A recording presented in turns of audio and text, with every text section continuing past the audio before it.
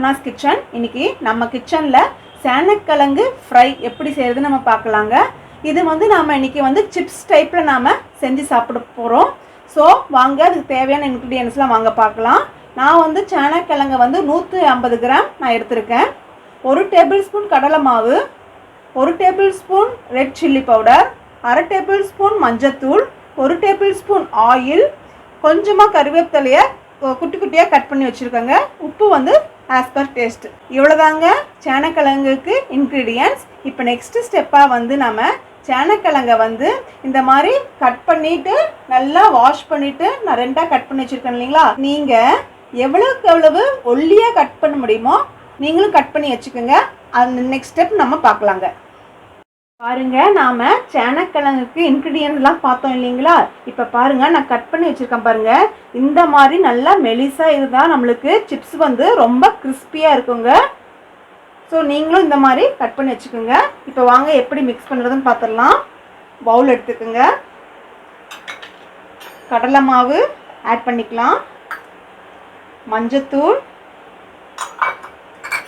Red chilli powder, கருவேப்பிலை, இல்லை கொஞ்சமாக உப்பு ஆட் பண்ணுங்க. அப்புறம் கூட ஆட் பண்ணிக்கலாம். கொஞ்சமாக தண்ணியை ஸ்ப்ரிங்கிள் பண்ணிவிட்டு கொஞ்சமாக தெளிச்சுக்குங்க.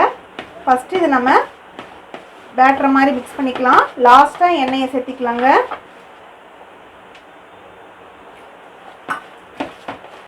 இந்த மாதிரி நல்லா மிக்ஸ் பண்ணி வச்சப்புறம் நம்ம சேனக்கிழங்கு இந்த மாதிரி ஒவ்வொன்றா இந்த மாதிரி செஞ்சு எடுத்துடலாம். அப்போ தாங்க கொஞ்சம் இது டிப் பண்ணுறது தான் கொஞ்சம் டைம் எடுக்கும். அப்போ நம்ம வந்து ஃப்ரை பண்ணும்போது ஈஸியாக இருக்கும். எல்லா இடத்துலையும் பட்டிருக்கும் அந்த கோட்டிங்கு. நீங்களும் இதே மாதிரி எல்லாத்தையும் பண்ணி வச்சுக்கோங்க. பண்ணி வச்சப்பறம் நம்ம பார்க்கலாங்க. பாருங்கள், நாம் ஒரு சேனக்கிழங்கையும் இந்த மாதிரி 2 பக்கமும் டிப் பண்ணி வச்சுருக்கோம் இல்லைங்களா. லாஸ்ட்டாக நம்ம ஆயில் சேர்த்திக்கலாம். ஆயில் வந்து நல்லா பைண்டிங் ஆகிறதுக்கு தாங்க ஆயிலும் கடலை மாவும். இது வந்து நீங்கள் வந்து மசாலா கம்மியாக இருக்குதுன்னு நினைக்காதீங்க. இது நம்ம சிப்ஸ் தாங்க போடுறோம்.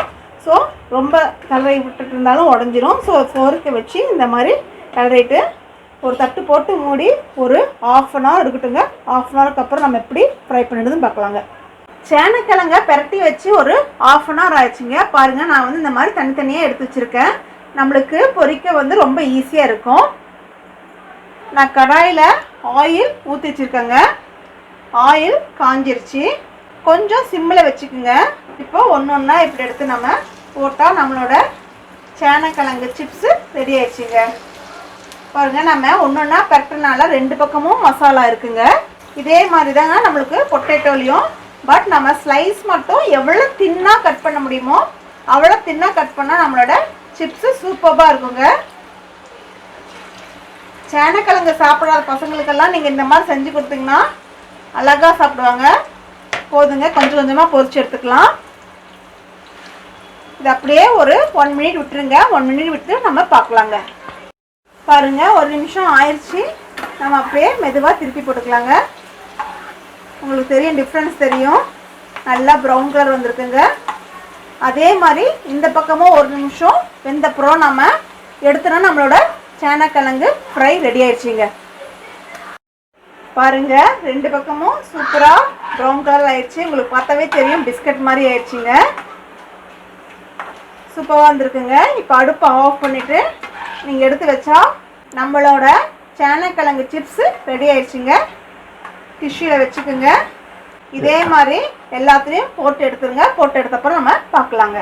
ஃப்ரெண்ட்ஸ், பாருங்கள், நம்மளோட சேனக்கிழங்கு சிப்ஸும் சொல்லலாம், சேனக்கிழங்கு ஃப்ரையும் ரெடி ஆயிருக்கு. உங்கள் முன்னாடி வச்சுருக்கேன், வாங்க சாப்பிட்லாம். இது வந்து நான் வந்து வெஜிடபிள் கட்டரில் கட் பண்ணேங்க. சப்போஸ் உங்களுக்கு வெஜிடபிள் கட்டர் இல்லைன்னா நீங்கள் வந்து இந்த வாழைக்காய் சீடில் வந்து கட் பண்ணிங்கன்னா இந்த மாதிரி தின் பீசஸாக வருங்க. பாருங்கள், எவ்வளோ கிறிஸ்பியாக இருக்குது. அப்போ தான் வந்து இந்த மாதிரி கிறிஸ்பியாக மொறுமொறுன்னு நம்மளுக்கு வருங்க. இந்த ரெசிபி நீங்கள் வீட்டில் ட்ரை பண்ணி பாருங்கள். ட்ரை பண்ணி பார்த்துட்டு இந்த வீடியோ உங்களுக்கு பிடிச்சிருந்தா லைக் பண்ணுங்கள். ஃப்ரெண்ட்ஸ் ஃபேமிலியோட ஷேர் பண்ணுங்கள். எங்கள் சேனலை சப்ஸ்கிரைப் பண்ணுங்கள். தேங்க்யூ.